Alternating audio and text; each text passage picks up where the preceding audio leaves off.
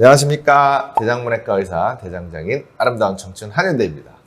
유방외과 전문의 이양민입니다. 제가 항상 이제 대장 쪽 얘기만 하다가 다른 쪽 이야기를 들으니까 또 새롭기도 하고 네. 또 좋은 정보를 전달해 드리는 게 또 당연히 많은 도움이 될 수 있어서 여러 구독자들한테 재밌다는 생각도 동시에 또 듭니다. 좋은 정보도 전해드리고.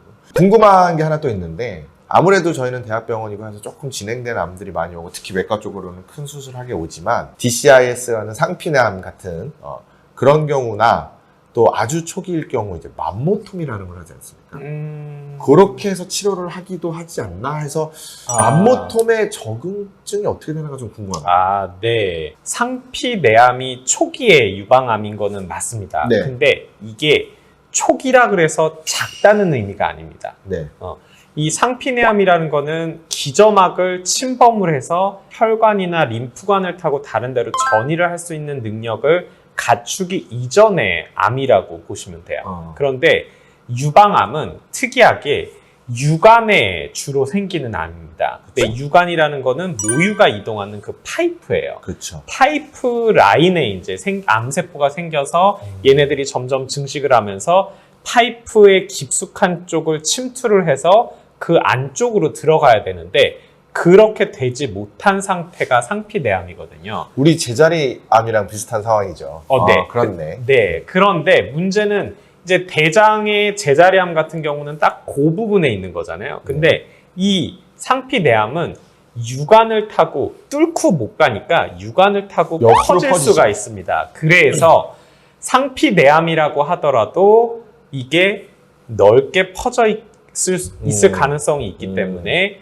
전체 절제를 하는 경우도 꽤 종종 있어요. 네. 그래서 암이 진행이 됐든 초기든 유방암은 부위가 수술 부위가 작냐 넓냐가 결정되는 게 아닙니다. 그래서 사실 상피내암인 경우에서 맘모톰으로 할 수 있다라고 얘기를 하는 사람은 잘못된 거입니다. 네. 그렇게 얘기하는 의사가 가끔 있어요. 하지만 굉장히 위험할 수 있는 거고, 이제 이런 경우가 있어요. 유방암이 작아요. 그리고 MRI나 뭐 다른 거에서 다른 검사상에서 퍼져 있지 않아요. 네. 그런 경우에서, 이제 그러면 수술을 했을 때 딱 그 부분만 제거를 해도 될 수 있겠다 싶은 케이스들이 있을 거 아니에요. 그런 경우에서는 쓸 수가 있겠지만 그런 경우로 아직까지 확인할 방법이 없습니다. 그래서 맘모톰으로 유방암을 제거할 단계는 아직 아니고 이런 경우는 있을 수 있어요.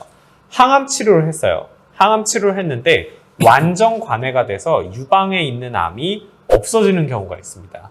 그러면 그런 경우에서 영상적으로 뭐 MRI나 초음파나 이걸 봤을 때 암이 없어졌어요. 네. 그런 경우 수술해 봤을 때 정말로 암이 없어져 있는 경우도 꽤 많거든요. 그렇죠. 물론 수술해 봤을 때 조금은 남아있는 경우도 있기는 있는데 이제 그런 경우에서 수술을 하지 않고 맘모톰으로 제거하는 건 어떨까라는 아이디어로 임상 연구가 조금 진행이 되려고 하는 그런 움직임은 있기는 있습니다. 근데 아직은 확실하지는 않고 그것도 그러면 어떤 경우에서 맘모톰으로 할 수가 있을지 이런 것들에 대해서는 아직 제대로 확인이 안 됐기 때문에 아직은 어렵다고 보시면 되고 네. 그러면 이제 언제 맘모톰을 하는 거냐? 양성 종양을 제거할 때 쓰는 겁니다. 암이 아닌. 그래서 대표적으로 뭐 섬유선종과 같은 악성이랑은 전혀 관련 없는 혹을 제거를 해야 되는 경우 그럴 때 이제 주로 많이 쓰게 되는 거죠. 네, 아무튼 맘모톰에 대한 궁금증이 좀 있었는데 오늘 이걸로 좀 궁금증을 좀 해소했습니다.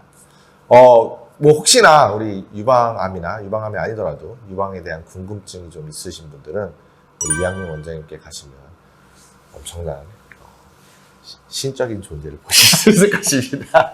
아무튼 네, 많은 궁금증 있으시면 이양민 원장님께도 한번 댓글로 남겨주시거나 채널 찾아가시면 많은 도움 되실 거라고 생각이 됩니다. 네, 오늘 여기까지 이야기하도록 하겠습니다. 대장문외과 의사 대장장인 한윤대 유방외과 전문의 이양민이었습니다. 감사합니다.